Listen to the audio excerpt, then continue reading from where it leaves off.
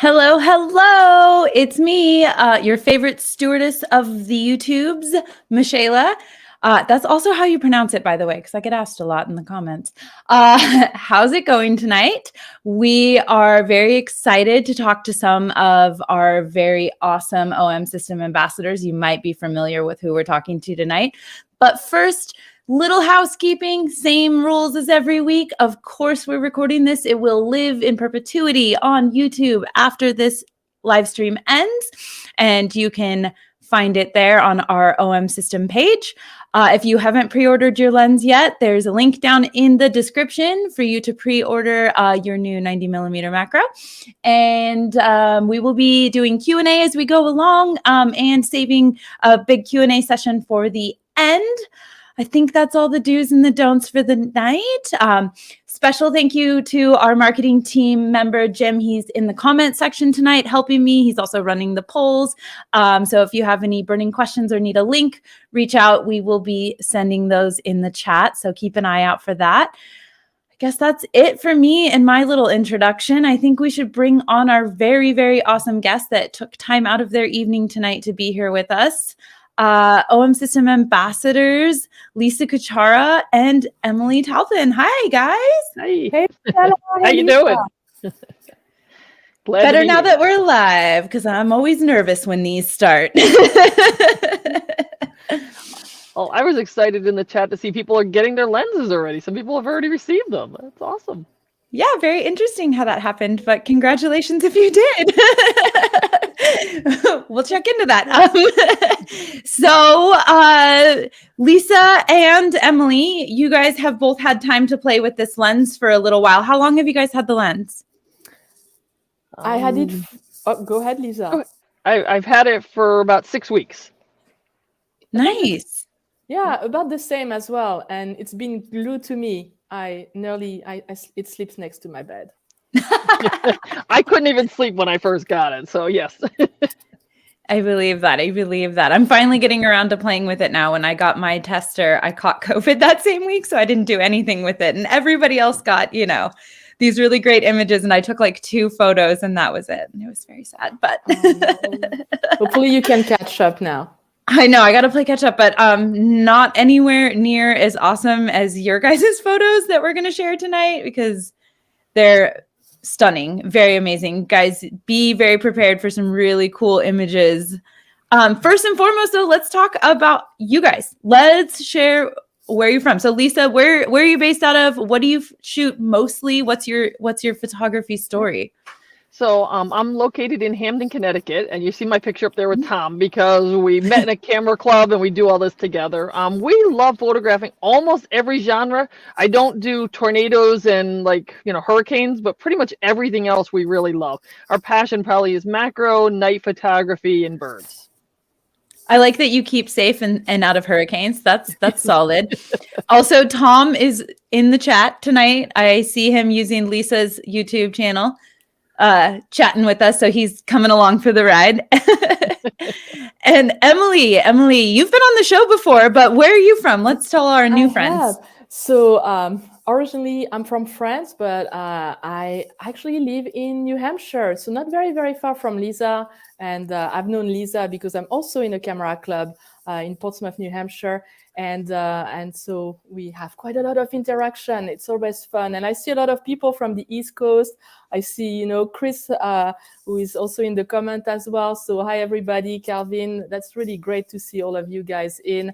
Yeah, I do a lot of macro photography, but you see in the picture, I have the 150-400 wildlife as well. Those 2 lenses are just, my dream lenses. So they're always with me. And even when I go to the supermarket, I go with my lens. So people don't recognize me if I don't have my lens with me. It's true. I actually did at the time that was Olympus had a competition, the Break Free program, and that's kind of how I got in. And I've been so thankful for all the help I got from all the ambassadors and all the inspiration and the OM System family, because I think we are a family. Really, it's been fun interacting with everybody. So thank you so much for that.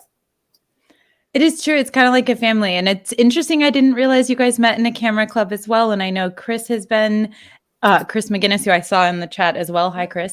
I know that there's a lot of you guys that get together in these different camera clubs. And I just think it's so interesting seeing all of the Olympus users come together. It's awesome. It's true. Everywhere I go, I always meet people with Olympus OM systems. So it's been really great, and everybody's always ready to help. I remember when I started, Lisa, I sent you some messages, and you answered me. That was amazing. Yeah, social media is great. I'll be like in Florida, and somebody will come up and is like, "Hey, I know you. You're Lisa. You're an Olympus ambassador." I mean, so social media has allowed our images to get out much further, which is great. And build the community up, like all of the awesome people in the chat every month when we come on here, all hanging out. It's so nice to see our community. Yeah, I see some of our workshop participants in here as well. So I see Cindy in here, I see Susan in here, I see others in here, I see Ken, others that go on workshops with us. So it's great that they're joining us. That's awesome. All right, well, I want to take a look at some photos. So I'm going to pop forward on this. And who are we? Oh, both of you guys have a photo on here. Yep. So, getting the lens just immediately, it just felt really nice in my hands. I came from a system where I missed my 180 millimeter macro lens. It was the only lens that I kind of felt that I was lacking. And getting this lens, it was like, oh, it completed me.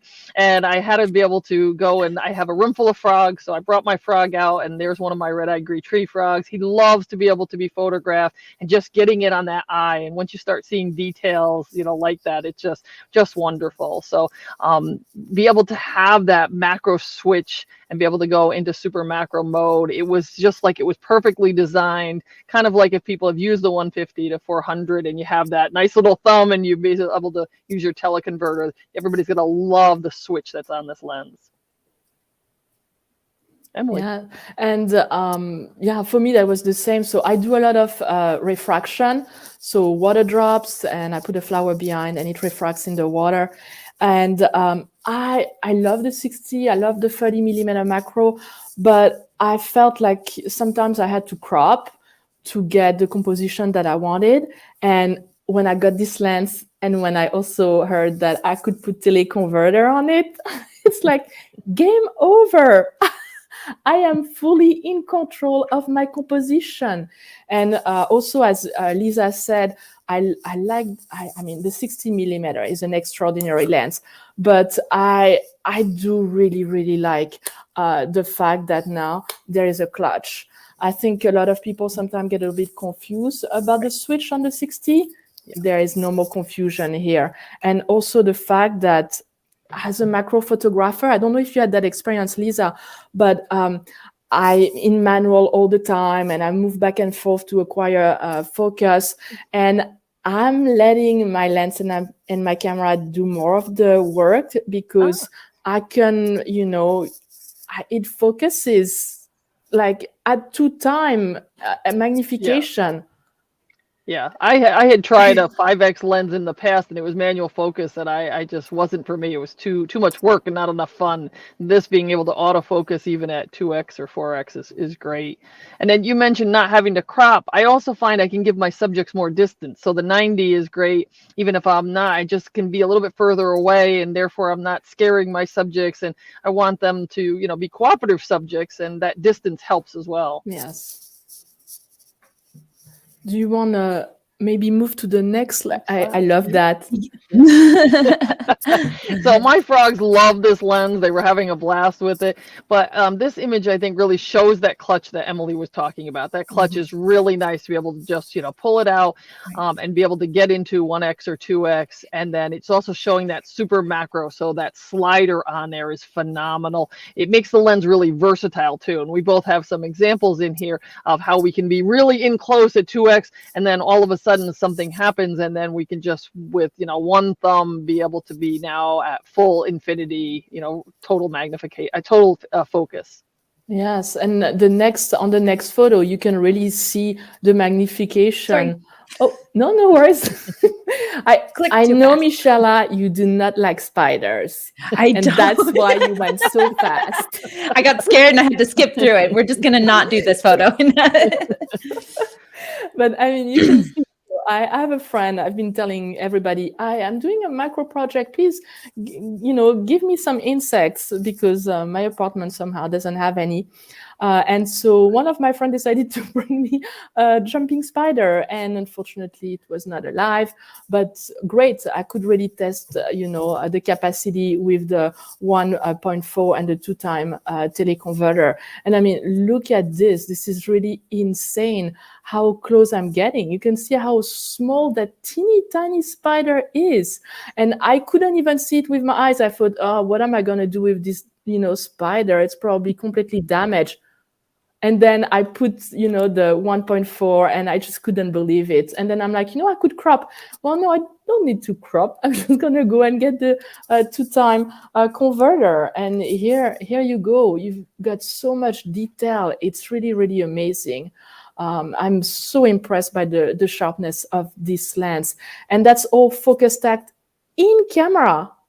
I mean, it saves me so much time. I can really get great results just by focus stacking in the camera. And a lot of the photos that I've done tonight that I put in the slides are focus stacked in camera.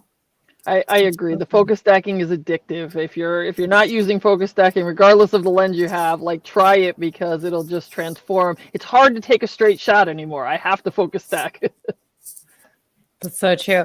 I do have a quick question, and maybe Emilie, because you have it in your hands, you could show us a little bit. Somebody's asking what the clutch is. Janie is looking for the clutch here. I'm going to spotlight you for a sec. Let's see. There we go. Here it is. So here I'm in manual, and then I love that you also know exactly where you are. If I want the 2-time magnification, this is where I am, and I know exactly where it is. So this is a game changer. It just makes things just way easier. So that's it, and it's very satisfying noise. The click, the click is very satisfying. Yep. Somebody on our Facebook page asked if it was the same teleconverter as the 40 to 150. Yes, it is. You can use both the MC14 and the MC20 teleconverters. So if you already have one of those, for your 40 to 150 or your 300 millimeter, yes, it's the exact same teleconverter. It just attaches. Oh, Emilie's doing a Vanna White for me. I'll put her back up on the screen. Yep. This is perfect. Thank you, Vanna White, Emilie. You're welcome. Yeah, that's great. All right. So I will get going. Sorry, I just wanted to make sure that we got some of those questions answered. Lisa, this one, oh my gosh, wait. Wow. Yeah, so there I had to draw the little box around it because I think it shows the versatility of the lens, but then being able to get in close, and at this I'm at 2x, so I don't even have a teleconverter on. If I wanted to just get a drop, I could go even with a teleconverter, but just being able to see the detail on there and that versatility of being able to, again, the switch on the side just goes from regular full focus to be able to go to super macro mode, and just being able to switch it. So I love, and you'll see in a lot of both of our pictures tonight, you'll see big picture and then, oh my God, here's the details. And it's that seeing the unseen, things you don't even notice sometimes, now you're able to notice. It's funny because I went through all of these slides and I didn't catch this the first time. I was like, oh, that's a nice flower and a nice water drop, but realizing the red box, that's impressive. Yeah. Very cool. All right. So here is a cyclamen. So this is focus stacked, and so we're in really close. And you think, okay, well, maybe it's 5 inches long, but if you see the next slide, we're under an inch here. So this is just under 3/4 of an inch long, and we're able to really, fill the frame with it, be able to get in really nicely on that. So the little things that you wouldn't even notice, you get this big plant, and then there's this tiny little bud that's sitting there at the bottom. You can also get in on those closer details. Yeah, that is amazing. I love that you guys showed the perspective of the size that we're talking about, because a lot of times when we look at beautiful up close macro, especially when it's flowers, it's hard to understand the perspective of what we're really looking at. So this is very cool. I was out yesterday on the ground, like in my pajamas, photographing, and I'm like, oh, there's little hearts of the snowdrops. So. Yeah, and I wasn't out in my backyard because we got snow. And so I thought, oh, snow, well, great. I can do, frozen bubbles. And the snow actually for the snowflakes was not very good. I had a really hard time finding a nice snowflake. So that's the only one I got. And those are not focus stacked. And you can see I shoot at F16, really high. But it's fine. I heard a lot of people saying, you can't shoot over F8. Okay, why? Yeah, yes, you can. Especially, let's face it. I think if you see, there are a lot of photographers who shoot F16, and the photos are fine. And then, if you need to correct, you have all the tools you want to correct your photo as well. So you shouldn't worry about that. That shouldn't stop your creativity if F16 is what you need. And the frozen bubbles have been really, really fun to do. I have a little movie. I think if you wanna play it, it's I put a little background elevator music, but it was so fascinating. I spent so much time outside, and it was around like minus 27.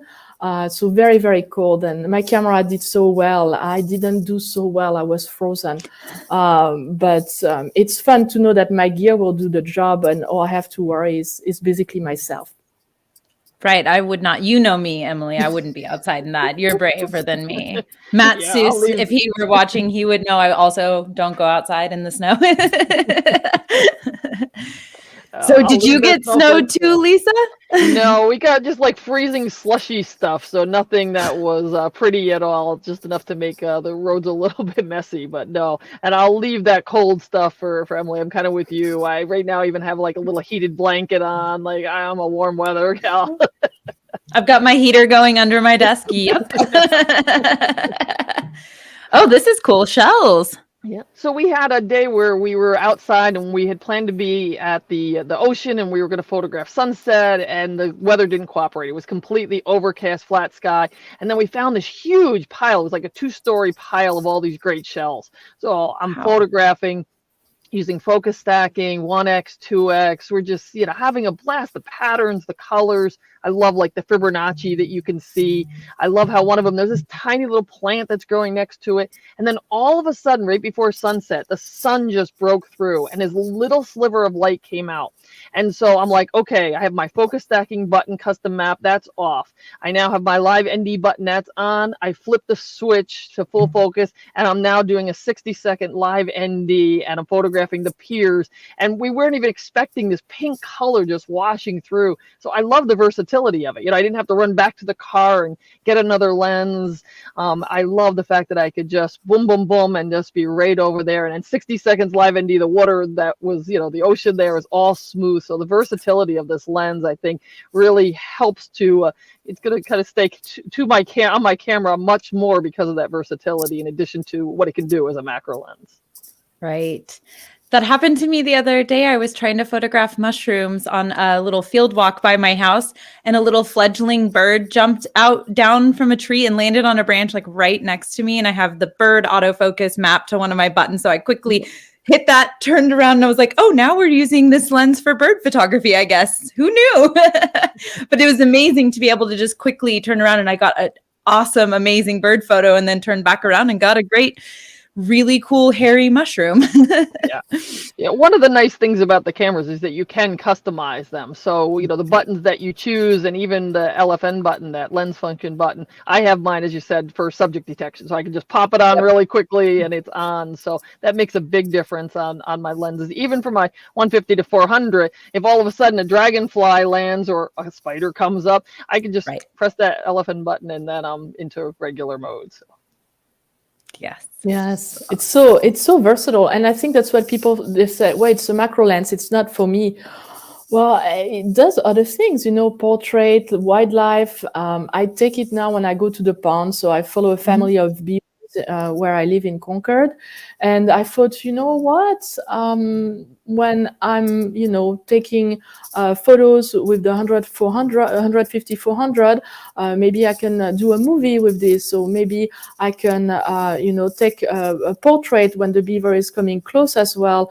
So that's that versatility that is so important to me. I have two lenses and I can do I can do a lot with those two lenses. And so that's why they'll always be in my camera bag. And I'll probably get a little less questions taking a beaver's photo with this lens that with the 150, 400, you draw less attention to yourself as well. Right. It's true. Oh, more So- froggies. More froggies, and a lot of people ask to see the size of the lens on the camera. So it's smaller than the 12 to 100. It weighs less than the 12 to 100. So it's actually got a really nice feel. I was really pleasantly surprised that it wasn't. I don't know why, knowing the quality and the size of these lenses, but 180 equivalent lens, you think something bigger, and so the size is really nice. There were questions in the comments of in hand holding. Absolutely hand holding this. Now you're going to put on a 2x, and you're going to be a 2x teleconverter, you're going to be at 4x magnification. There, you probably want a tripod because any little movement at all is going to impact you. But using this at 1x, 2x, even 2.8x handheld, fine, just fine.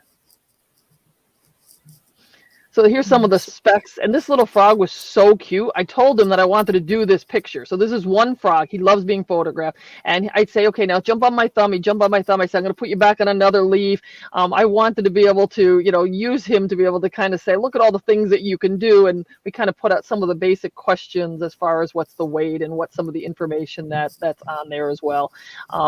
Chris McGinnis has done some really nice measurements as far as working distances go too. So you can get really close to your subjects, or if you're a dragonfly and it's a little bit scary, you can be back a little bit further. And even if even if your working distance is the same as a 60, in some cases you're in that kind of 2 to 3 inch range, you're still further back from your subject versus your your face and your breathing right close in on your subject. Yes, and Lisa, you should tell people what your nickname is. You are the frog whisperer.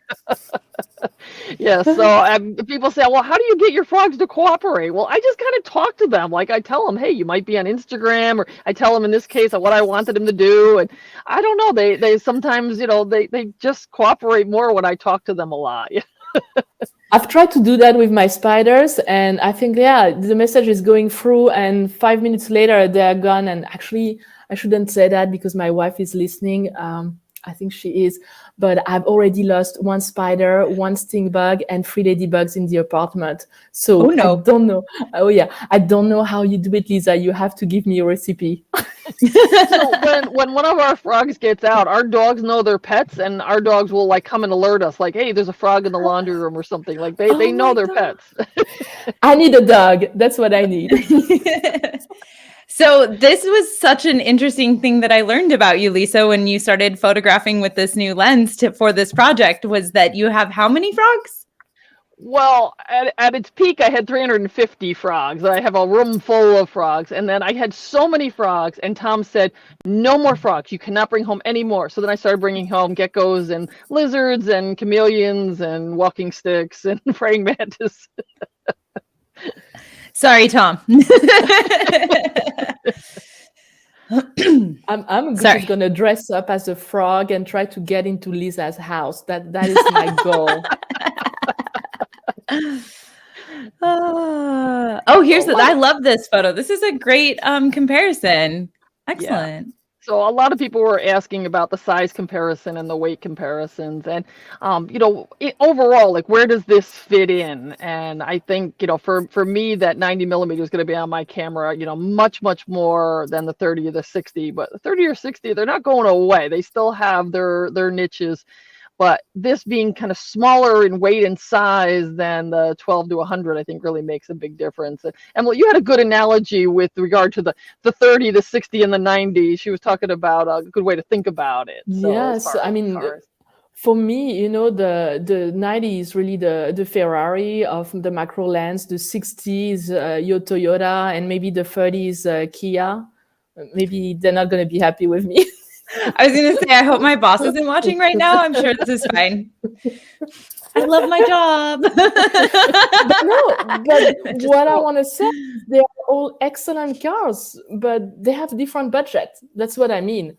I mean, to me, all OM system lens are excellent. I would be very happy. I would be very happy with a Kia. I would be very happy with a Toyota, and I have a Toyota, and I would be very happy with a Ferrari. But that's why when people are saying, "Wow, okay, great, that's for professional photographers," yeah, that's maybe a specific niche, maybe that's the budget you have, but there are also other options. The 30 millimeter, like Lisa said, is not going to go anywhere. It's going to still be with me because I'm going to take it in my pocket. It's so small. I mean, I have it right here.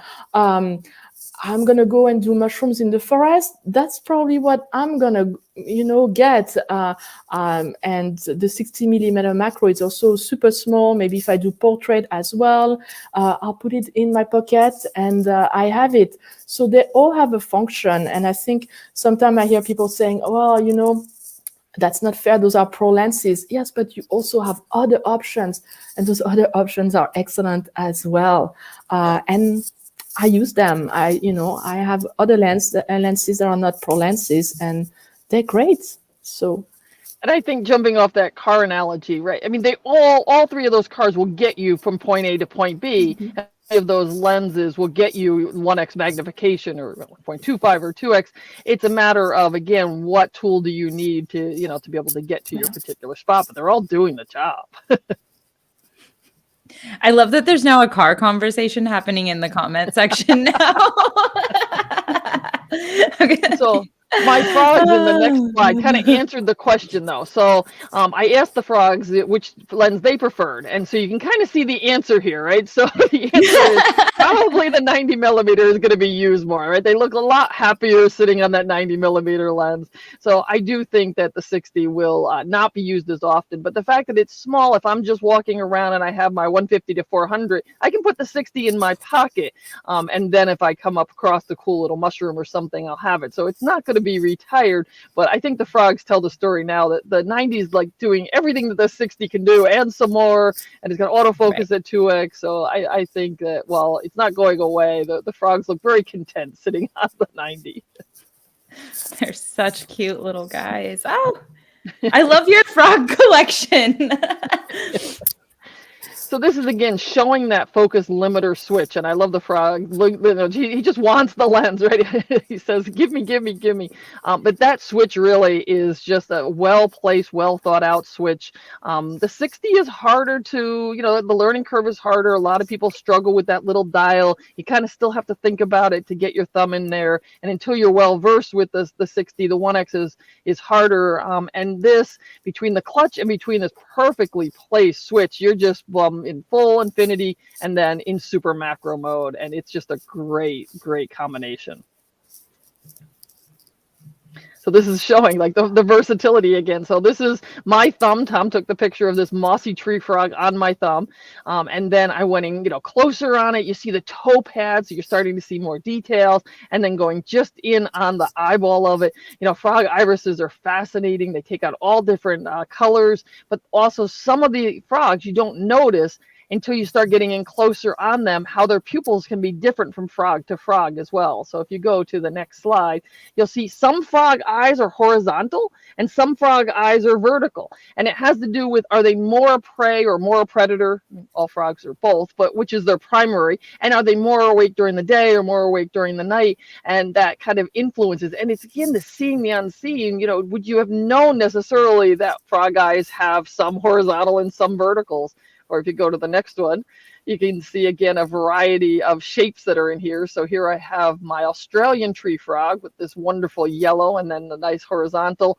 And then this is my Pac-Man frog.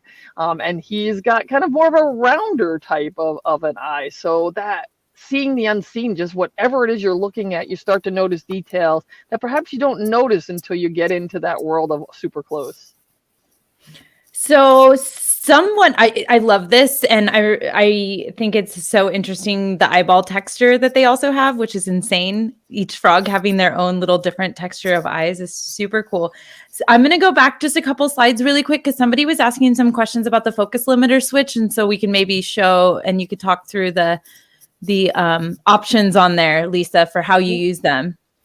So I generally leave my image stabilization, on. It's something that with all of my lenses, I tend to be able to leave them on unless I'm doing something like, night photography, and there usually the live composite actually kind of switches it off. So I tend to leave that in that on position.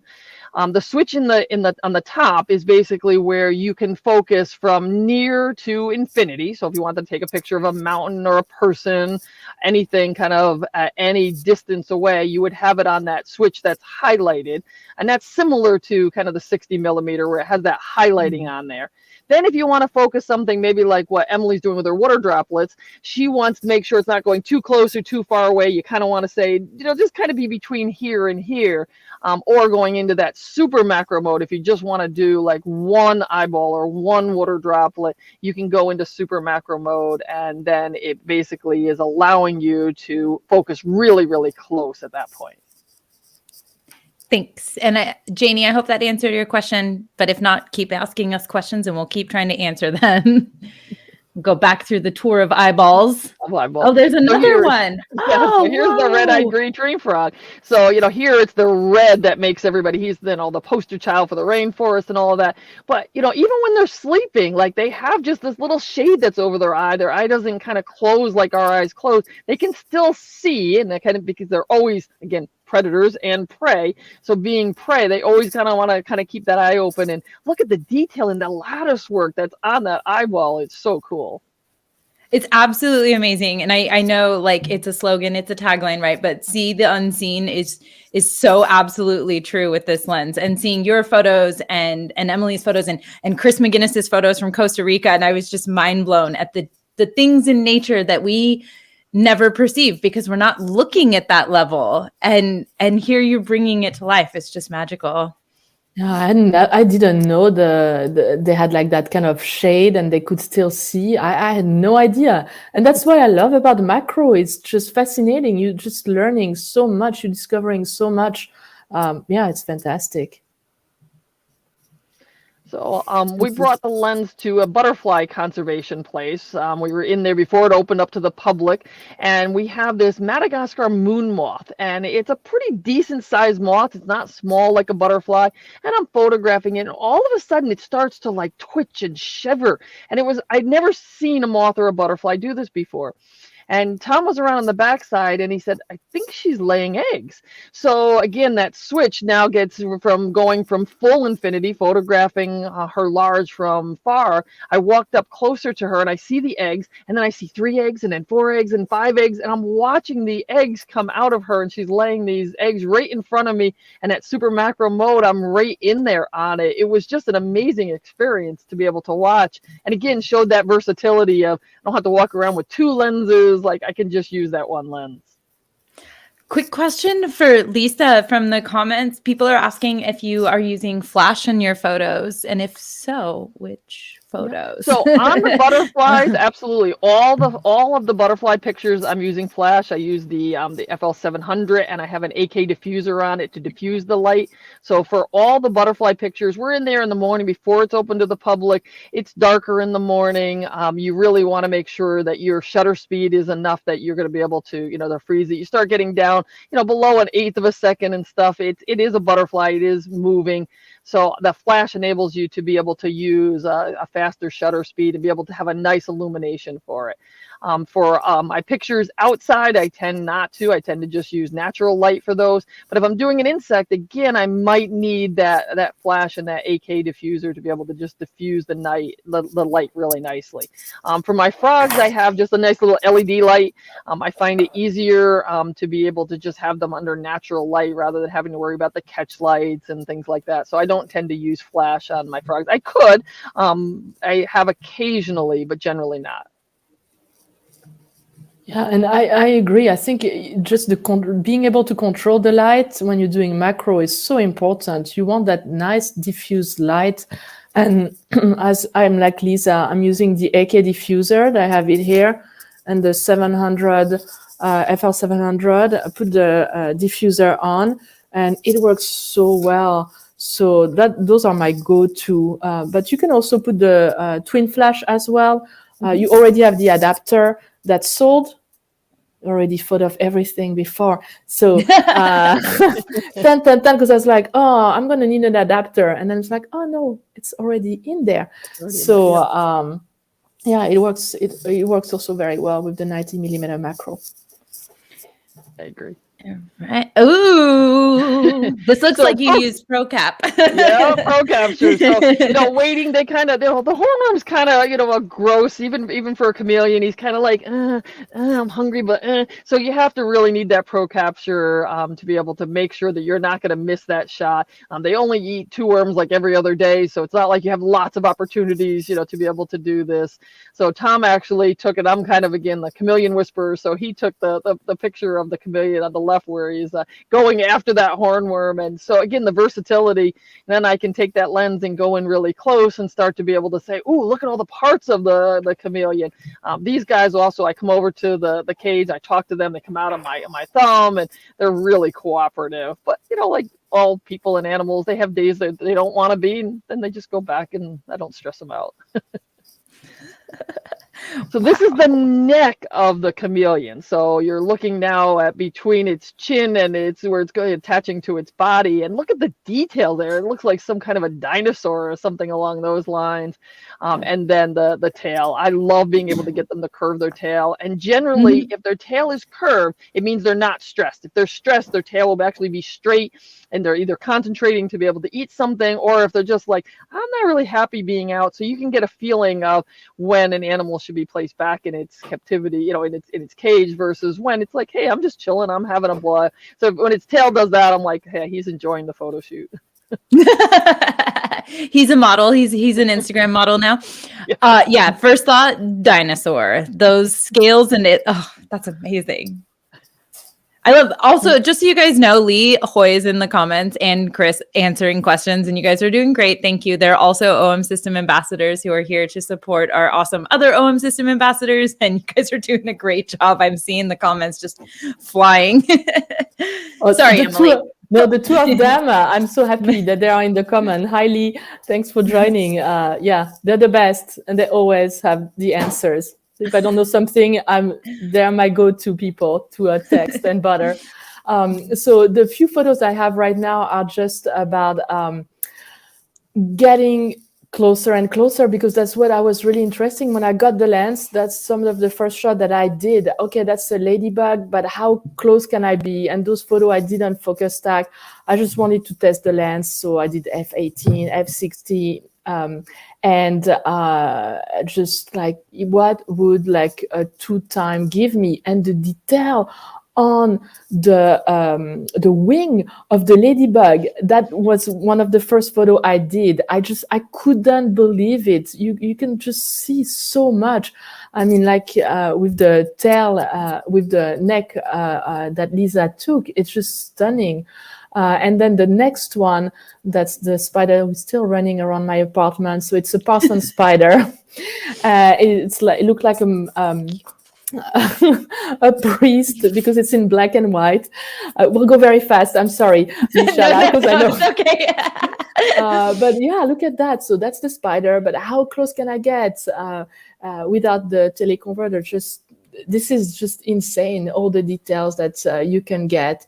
And then the next one I just did, that's a f/8, and here I decided I wanted the background to be a little bit blurry. I wanted the focus to be just on the head of the spider and the front legs. So you just have to experiment, with your f stuff and see what works. And artistically speaking, what do you want? Focus stacking is great, but I don't use it all the time, because it depends of the mood I want to create for my photo. And actually, I saw Lee answering that question. If you want to focus stack, you need to be not in manual, because otherwise it will not work. So clutch up and then focus stack. That was one of the questions that was coming up, and I think it's important because some people might say, focus stack doesn't work. Okay, well, make sure that you're not in a manual with the clutch.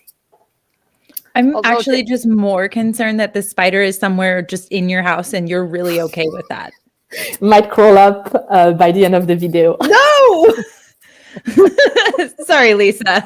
Go ahead. I didn't mean to cut you off with the spider.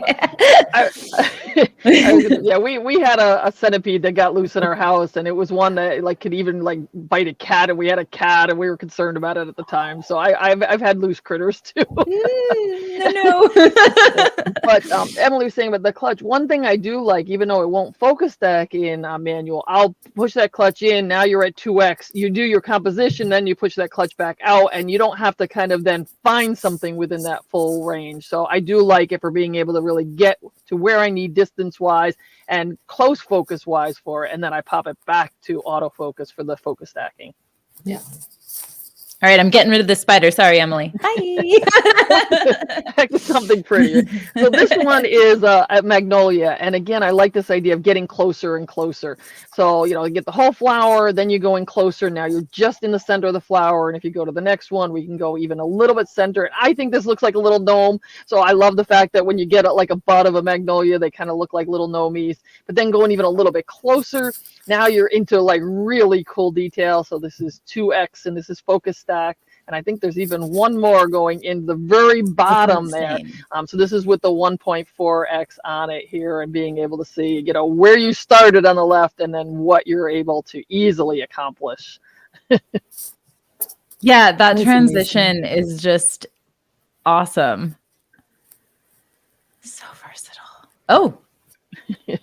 So this is a leaf-tailed mossy gecko, and we were at the butterfly place, and Fred knows me, and he's like, Lisa, come on over here. I got to bring something out for you. So he brings it out, and she's just wonderful. She's chill. She looks kind of scary, but she's just so chill.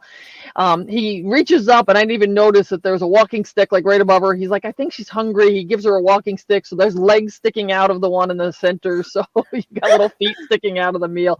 And then I got it so close. I mean, look at that eye compared to the frog eye. It almost looks like it's a little marble with a little universe. It's got like 4 little triangle diamonds in the center of the eye, very different than the frogs. Yeah, it's gorgeous. Like almost no pupil at all. It's like little tiny, like lace pupils. Very interesting. Wow. Oh, back to Emilie. Different type of eyes. So I don't have, unfortunately, the frogs. So I do a lot of refraction, as I said earlier. So I just, add a water drop on a teeny tiny flower. I mean, this one is about probably, that size, because great, I can do it now with that type of magnification with the 90mm macro. And it's been so fun to be able to create those, and those are focus stack in camera, 15 images, and play around, because people are always asking me, well, what are you setting? Well, it depends. I'm going to test it. And what's great is that I got the JPEG in my camera to see if those are the right settings that I want to keep, or do I want to change my settings differently with focus stacking, because you can go up to 15 images, and then the focus difference is going to change as well. So 1 to 8, I like to start usually around 5, 6, and then I go down and up. And it's part of the macro game. It's playing around and seeing what type of images you're getting, and you can kind of see it so it's going to take 2 images before where you put your focus, and then it's going to go back. And that's why, as Leah was saying, you need to make sure that your camera is doing the job. That's why it can't be in manual with the clutch, because you need to let it do the job. Imagine if your car was in brake, you're not going to move forward. That's the same principle.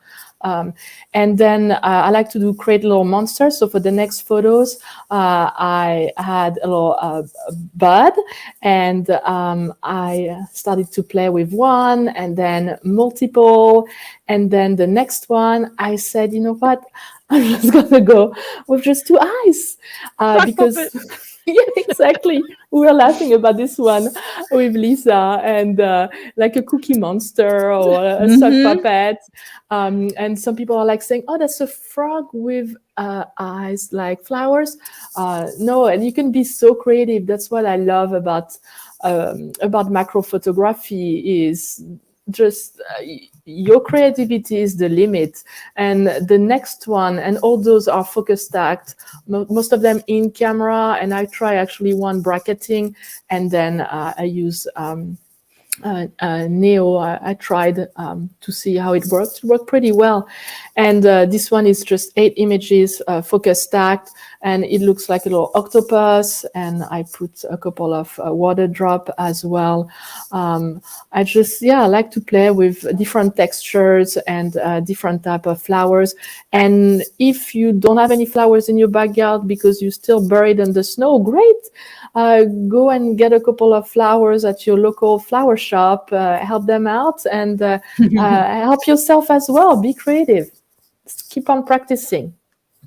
Actually, you did a live. Gosh, I can't talk. Who put me in charge of live streams, guys? You did a live stream where we did a whole session on refraction. It's on this YouTube channel, so you should definitely scroll back and search Emilie on here because it's pretty good. It's a pretty good one. Thanks. Yeah, it was fun. So I thought this would be kind of an interesting one. Occasionally crickets get out because that's what we feed the frogs, are crickets. So I saw this cricket and I'm like, all right, what can I do? And I thought, well, it's time to feed the Venus flytrap. So, being able to, again, show that detail and being able to get in close and being able to see what you can, to do with this. And then again, don't be afraid of, you don't have to shoot this wide open. You don't have to shoot this at f8. F11 is fine. F16 is fine. Like, be able to get that detail out there. For focus stacking, a lot of times I'm more in that f8 to f10 type of a range with a clean background. But don't be afraid of the aperture, and don't be afraid of the ISO. Like, whatever you need. I mean, the cricket was moving, right? I can't be at ISO 200 when we've got a cricket that's trying to escape, its fate here. Oh man, sorry, cricket. Oh, we're back. I feel like we're ping-ponging now. Okay, now we're back to Emilie. And actually, that's because someone was asking, are you using a mixture or just pure water? I try glycerin mixture. I'm extremely clumsy. It ended up being a mess. Everything was sticky because I dropped everything. So no, I don't. And I like water works very well. Yes, the drops are going to disappear a little faster. And yes, you might have to recompose. But you know what?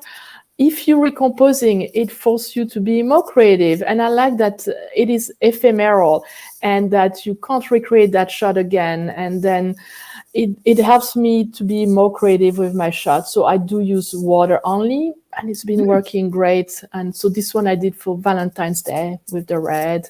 And that's a dandelion clock. So we're talking about teeny tiny. I should probably have, my finger. Sometimes I'm like, but it works well. I love it. Didn't have to crop on this one. And as I said, it's really a game changer for my water drop photography. So thank you for making this lens, not just for me, but for all the refraction lovers out there.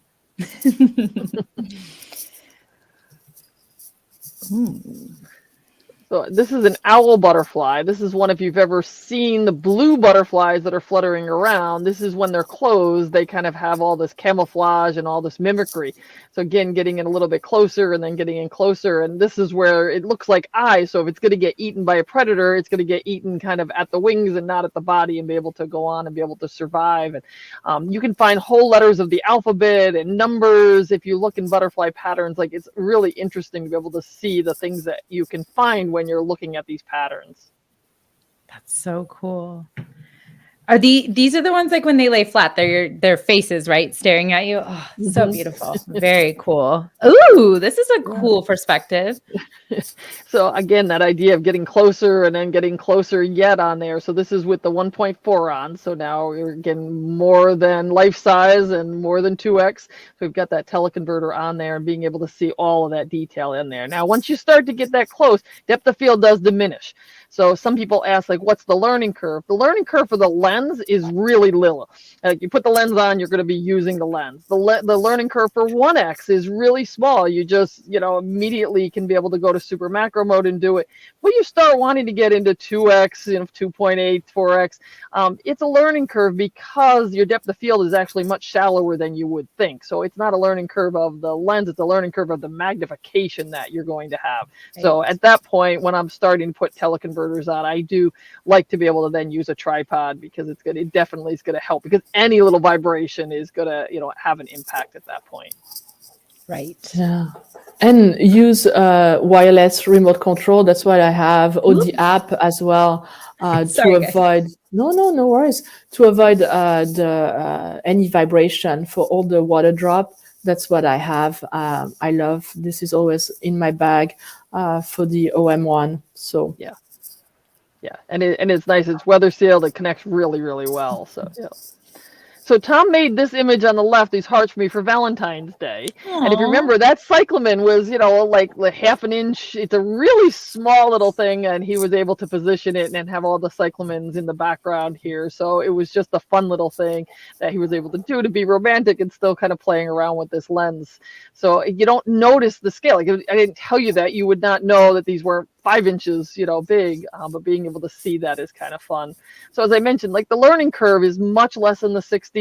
I still have people tell me, like, I'm having trouble with that 1-to-1 on the 60. That little dial's harder to be able to learn, and people that are having trouble with it aren't using it a lot. They just want to be able to, like, put it on and have it do what it wants to do. And that lens, you have to really play with it, really take a lot of pictures with. Where with the 90, I didn't see any of that at all. Just put it into super macro, or use the clutch, get in at 2x, and then put it back into autofocus. So that clutch really is your friend.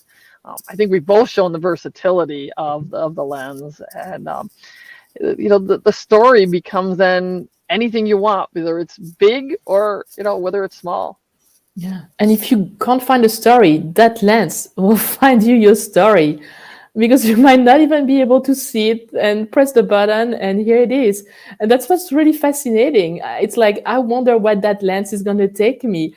And it's been an interesting, like, I don't know if you, because I know, Lisa, you also have the 150-400, and this lens for me was, it was a lens that changed my photography, but the 90mm macro had even a bigger impact for me than the 150-400.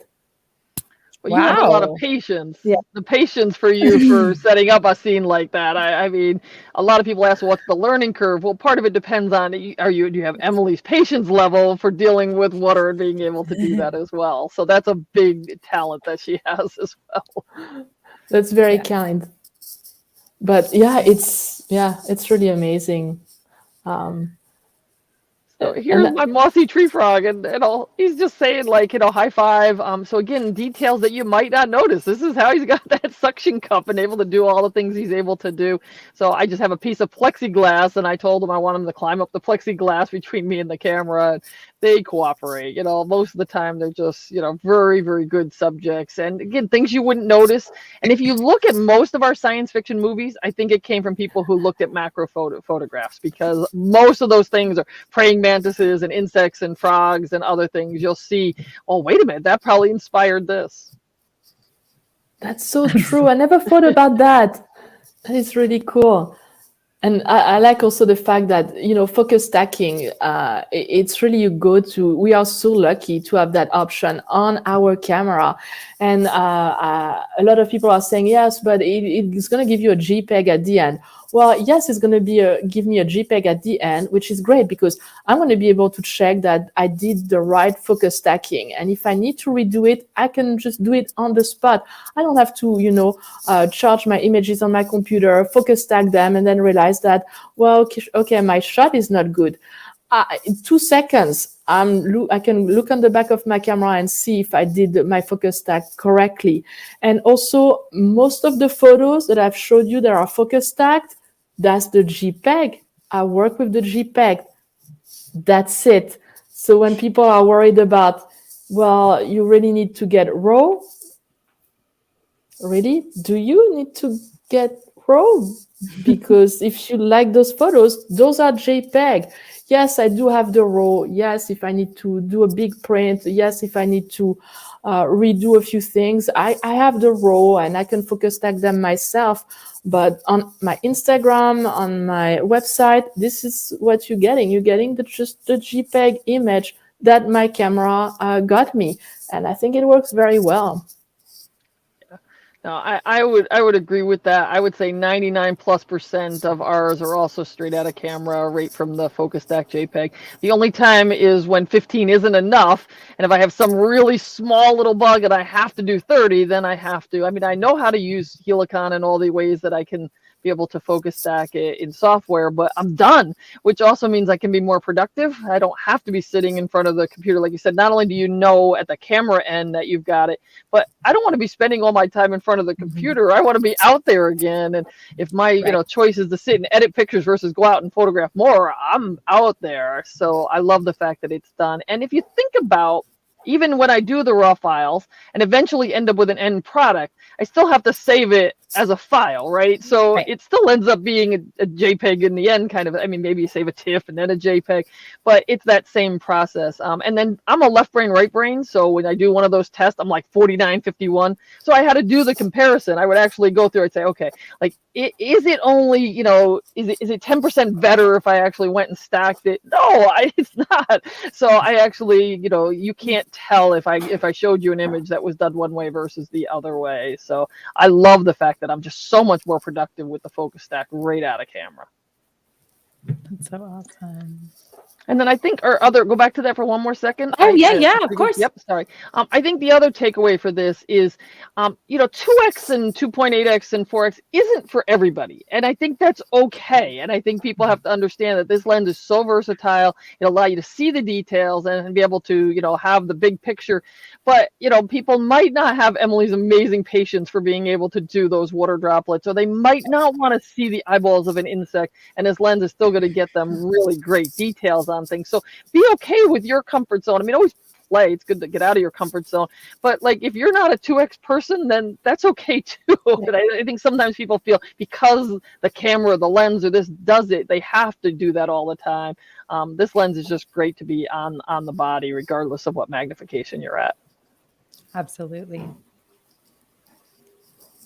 I'm going forward. I think, go for it. I think the next one, which is probably the last one too, is, yes, when I got this lens, I was very also surprised by how, it does the work. You can let it focus for you, even at 2x magnification. I was not expecting that at all. So that's a big surprise, and that's helping me to rethink how I shoot as a macro photographer. So that's exciting. It's kind of like putting me in a kind of a new world, a new mentality as a photographer. And then if you're doing insect photography, as Lisa was saying, pair it, try a flash, a TTLC, let the camera do the work for you. If you're not, a flash does not have to be a scary thing. I've heard a lot of people who say, I have a flash and never use it. Well, why don't you just put it on and let your camera do the work for you, and then have a nice diffuser, and here you go. It's going to really improve your images.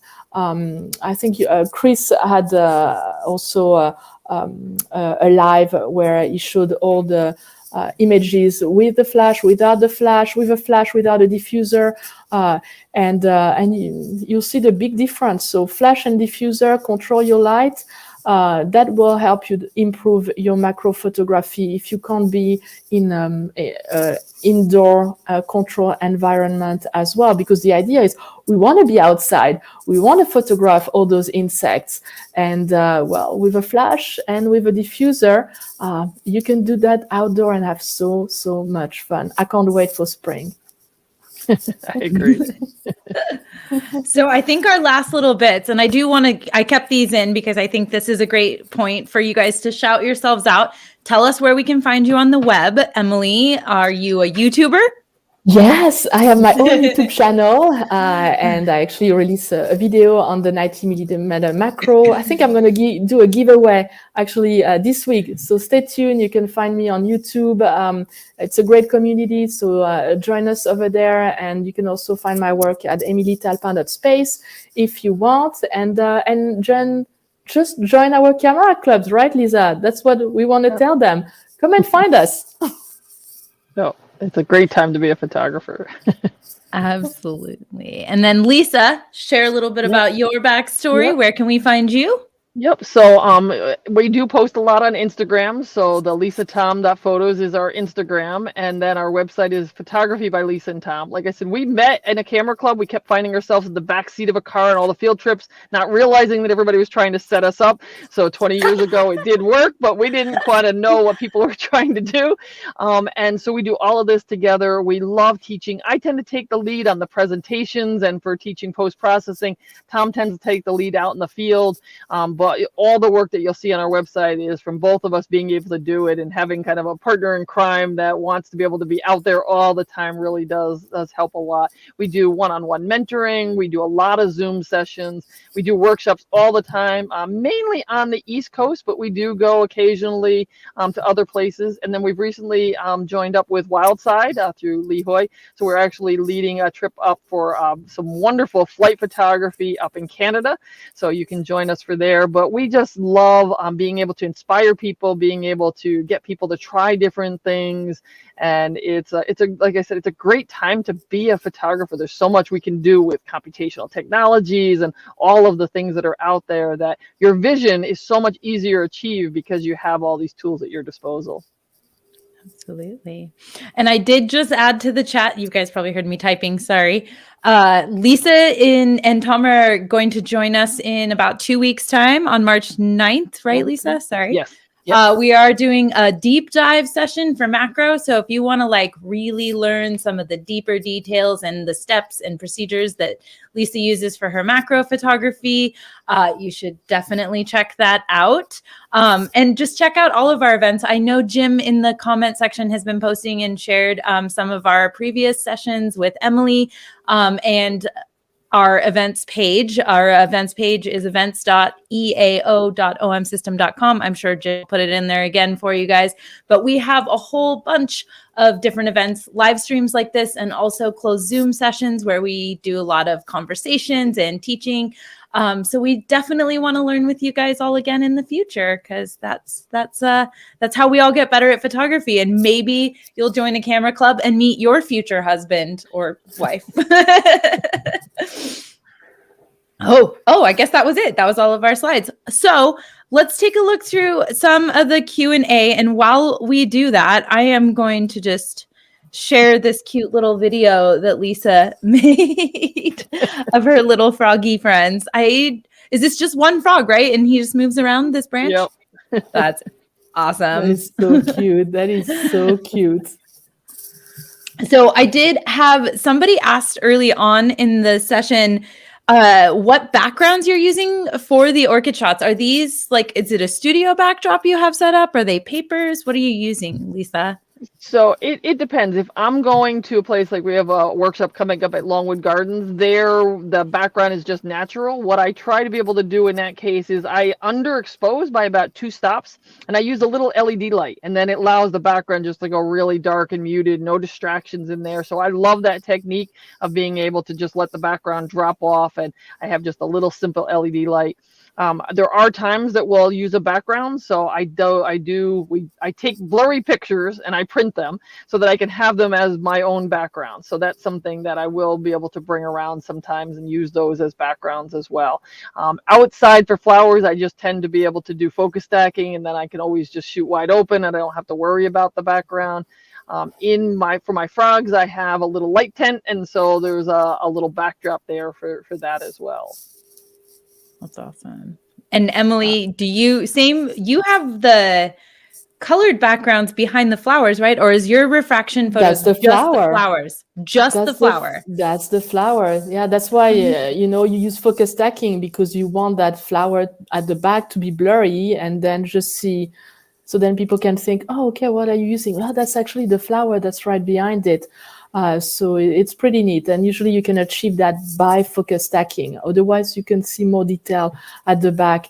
Although now with the 2x magnification, I can just shoot and my background is blurry because of the shallow depth of field, which is amazing. I was like, oh, I need to. And then I'm like, wait a minute. No, I don't need to with the 2x magnification. So Although one of Emilie's very creative pictures that she has an owl, and the owl was not in her house. She used a picture, so she did once use a photo background, and it's great because in the drop of water is an owl. That's awesome. That's So true. you use them creatively. Yeah, iPad, and then you turn your photo upside down, and here you go. You have the, whatever you want. You can put actually us, the three of us, if we take a picture. We should. could put. Yeah, that would be cute. I hope someone did. Someone screenshot this and send it to us so that we can be in the next refraction. Somebody else asked a quick question I'm just going to address. I know that you guys answered it in the comments. I think Lee answered it. Thank you so much, Lee. But I just want to clarify this. You can use focus stacking with the flash. Have either of you done that? Do you use focus stacking in the flash? But yes, 100% you can. Yeah. And with the Olympus Flash, it syncs up exactly like to there's communication in there. There's a place in the menu where if you're not using like a Olympus Flash, you have to like let it wait and recycle, and it gives you the ability to do it. But the Olympus Flash, whether it's the ring flash or whether it's that FL700, I've got the AK diffuser. No, it's fast. It's like boom, boom, boom, boom, boom. People ask about wind. Even with the flash, it's going to be able to freeze the motion of it, and it'll stack even on not a really windy day, but on a normal windy day, it will still be able to stack. Yes, and the Stingbug that you saw at one of the last one was actually a focus stack with the flash. The Stingbug was very cooperative, zero problem. It works very, very, very well. That is awesome. Did you talk to him? Yeah. Yeah. Did you say, please hold still for this photography session? And then quickly, someone wanted to know if Lisa's Zoom session on March 9th is going to be recorded. Yes. Anything that has closed registration, well, not anything, I take that back, but a lot of our closed registration Zoom sessions that are more kind of interactive and private, yes, they are recorded and they are sent to the attendees of the event. So we will send you a recording if you sign up. Other than that, a lot of people love their Toyotas. We love your Toyota as well. You keep your Toyota. Yeah, Emilie likes her Toyota. That's the one I drive. And I nearly drive a Kia. I only took good cars that I like. So I never drove a Ferrari. But here we go, Ferrari. Yeah, if somebody would like to send us a Ferrari, we'll also take that. But I drive this one. Oh, that is so fabulous. It's been really awesome hanging out with both of you ladies tonight. And I really appreciate your time and joining us and sharing all of your expertise with everyone. Thank you so much for being a part of this. Thanks for having us. Awesome. And thanks, everybody. Well, yes, great. Yes, thank you, comment section. And Lisa, you have to say thank you to Tom because he's been helping out in the comments. Yes, he's been chatting away, so that's great. Yeah. And we'll probably hang out in the comments too. So you just keep on posting and we'll make sure that we'll take a look. Yes. We will follow up in the coming days in the comment section, answering any of your questions as we can, and look forward to, I think in about a week, we'll be back on live for World Wildlife Day. So take a chance to check out our YouTube channel and see our upcoming lives. We've got multiple languages of lives coming around the corner in the next couple weeks, including some more on the 90mm macro, if macro is your interest. And thank you guys all for being with us tonight. Have a great evening. Bye. Bye.